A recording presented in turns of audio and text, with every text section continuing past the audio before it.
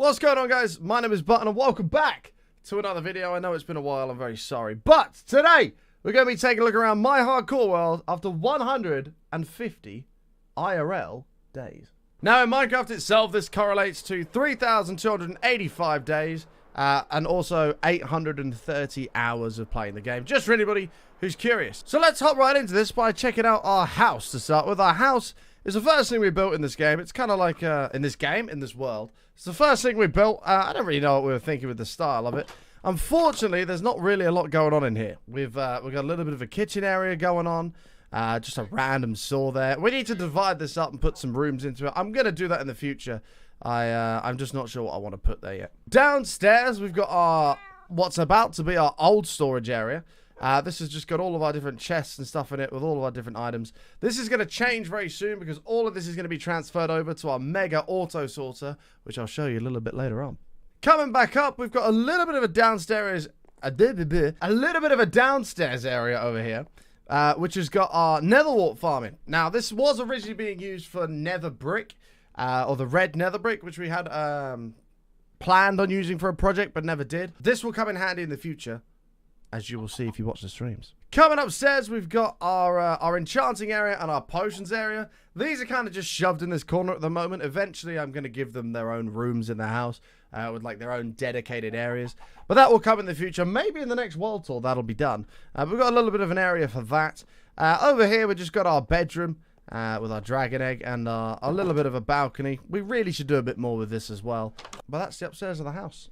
Coming out of the house, we've got a few ways we can go. We can either go straight or we can go right. We're going to start off by going right to this giant tower of mob heads. Now, heading down this path, this was actually the first big build we did in the world. We built a giant totem pole. All the mob heads are different on every single side. We built a giant totem pole, and inside of it is our mob farm. So coming through these doors, headed on to the right, you come up to a little water elevator. And what happened with this is it kind of makes like a bit of a almost loading screen kind of thing with the mob heads as you go up, which I think looks really, really cool. But when we get to the top of this, you will see our mob farm. Now, this is our mob farm. We don't really use this anymore. This was more used at the start of the game just to get basic drops like gunpowder and bones and stuff like that. But we have other ways of getting those now, which I'll show you a bit later on in this video. Now, coming out of the mob farm, if we head back up towards our house, there is the other path that goes forward, which if we, we've got a little bit of a pond here as well off to the side. We've got a little pond, a little carrot farm. But if we go forward, we've got another couple of directions we can go. We can go right up towards the big totem pole, or we can go straight or left. We're going to start by going left. And the first thing we come to is our mine. What are you doing up there? And why is your egg down here? What the? But this is our mine, which we built. This was the second thing we built in the world, which if we come down, you will see we've turned into almost like a nether-themed area. We've got 4 different biomes in the middle here. We've got like a nether, standard netherrack area. We've got soul sand over there. We've got black stone over there, and we've got a bit of magma blocks going on here. But we turned this into a bit of a nether area, and all of this is our mine.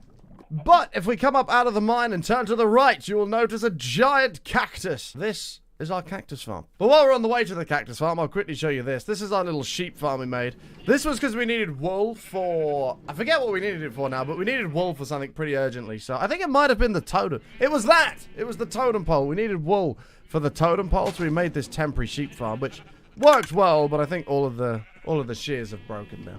But headed on down to the cactus, we've got a little bit of a pathway that comes into to an iron door. This is our, as you can imagine, cactus farm.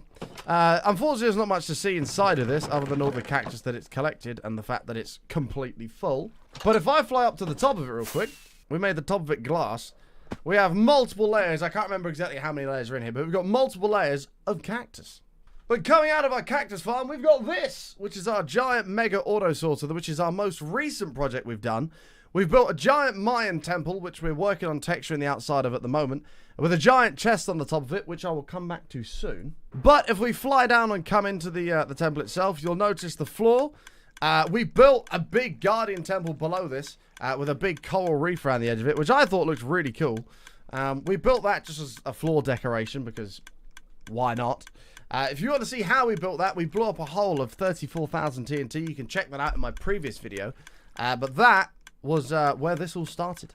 But this is my auto sorter. This can sort out automatically pretty much every stackable item in the game. We haven't got it set to do that because we don't need every single item in the game auto sorted. For example, all of the different tipped arrows. But it does store everything that we need. It's got 2 floors to it. We've got the second floor up here with less common blocks like the foods and the dyes, all the different glasses and the wools and everything like that. We've got all different stuff. And room to expand in the future. Excuse me. You cannot be here. Excuse me. Excuse me. No, you cannot be here.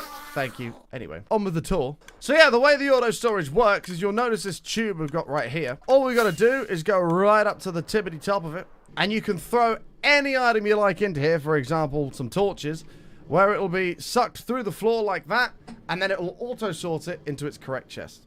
Kind of a cool little system. And directly above the auto sorter is this. This is our creeper farm. This is only a temporary creeper farm. We're going to do a bigger and better one of these. But this is our creeper farm that we built. This didn't take too long. This only took like a week or 2 to do. But this was used only to get all of the gunpowder for the TNT to blow up the big hole below the temple for the Guardian Temple.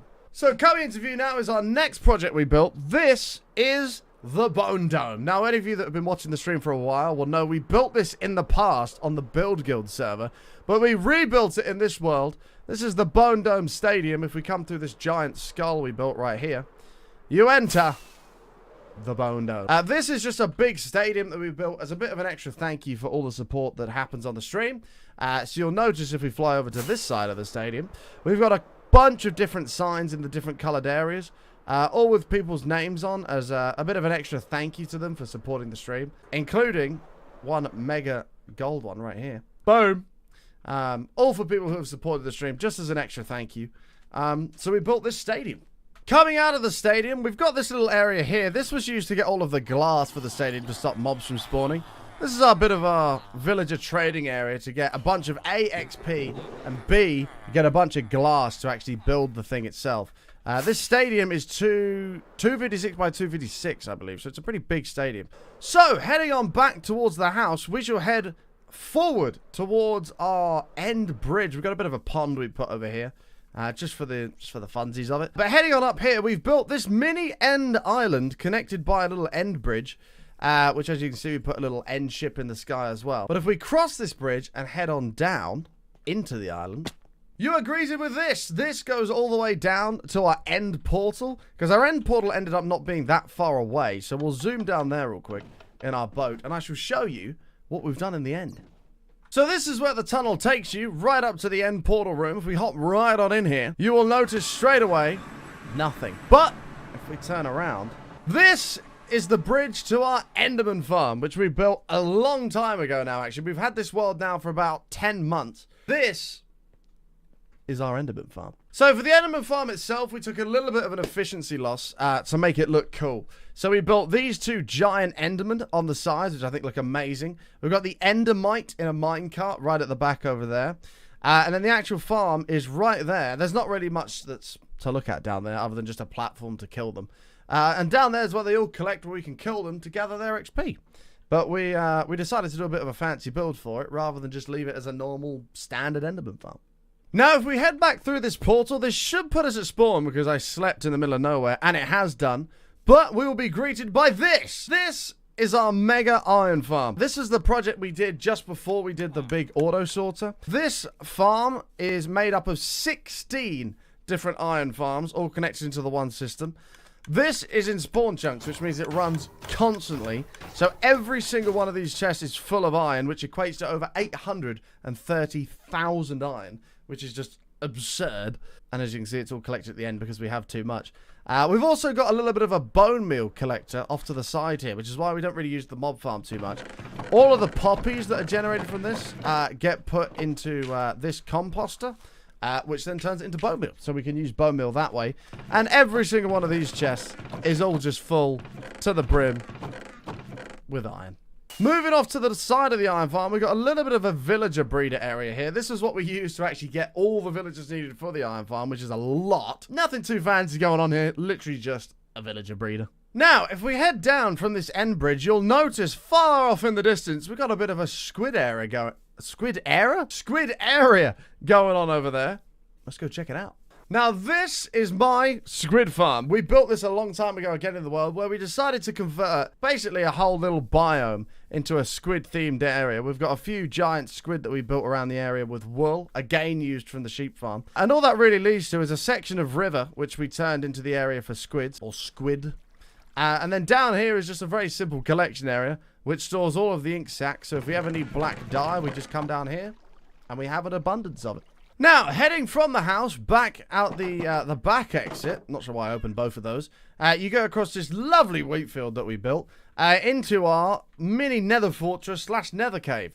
What we decided to do with the nether portals is actually swap what side of the portal you're actually on. So we built this big little like ravine cave area, turned it entirely into the nether, so it's like you're in the nether, including this dude who's just hanging here. And if you go through the portal, it puts you in an overworld-themed cave, even though you're in the nether. Now, from here, this will probably be expanded and stuff in the future, but there's a few different places you can go. The first way is down here. That just leads to the bottom of the nether to mine for netherite and things like that. The second way is down this mine shaft, which is probably one of the coolest things we've built, where if you tap any of these redstone ores, this door opens and allows you into the full-blown nether. To get back in, all you got to do is push this little button and it opens up. But you can press any of these ores and that door will open, allowing you to go into the nether, which I thought was a really cool little feature. Next up, we've got two tunnels. We've got this Guardian-themed one. I'm sure it must be really difficult to guess what could be down there. And then we've got this Desert-themed one. Again, it must be super difficult to wonder what's down there. That didn't even make sense. Anyway, I'm not going to go down this tunnel, but this tunnel literally just takes you to another portal that takes you all the way down to a desert. There's nothing special down there. But down this one, I also really like the design of this tunnel. This tunnel came out so good, but if we head all the way to the end of this one, this takes us to our Guardian Farm. Coming through the portal of the Guardian Farm, we end up here in this big black tunnel, which takes you to this huge open room. There is a mined out Guardian Temple, actually, just over there. And all the Guardians are lifted up into it, travel down this chute, where they then fall into this pit on one heart, like that, and die on the withered roses that are waiting below. The collection of their items is all done down here. This is a little spirally room we made. Ignore these chests on the side, they're only temporary. But this is also an auto sorter, which collects all the different items into their appropriate chests. This is just for squid ink and stuff like that. But we've got fish, we've got the crystals, and the shards, all in their different columns of chests. Unfortunately, I AFK'd this, so we had a little bit of an overflow, which is why there's all these other chests about, just to store the excess items. But all the Guardians just keep falling down, and all their items get collected, and that's how we get our Prismarine. And that, I believe, concludes my tour of our hardcore world after 150 streams on Twitch, or 150 IRL days. I think I caught everything in this world tour. If I did miss anything, feel free to shout at me in the comments below. I think I covered everything. We should do another world tour at day 200. If you want to follow along with that and you don't already follow my Twitch channel, the link is in the description. Feel free to click on that, head over there, hit the follow button, and you can watch this world be developed live. But we'll end this video here. That is going to do it from me. Thank you so much for watching. As I said, if you're new around here, hit that subscribe button. If you like the video, click that like button. If you dislike the video, click that dislike button twice. But that's it from me. Follow my Twitch channel if you haven't done so already. Follow the Twitter, the Instagram, all that good stuff. Links in the description. But we'll see you guys in the next video. Take care.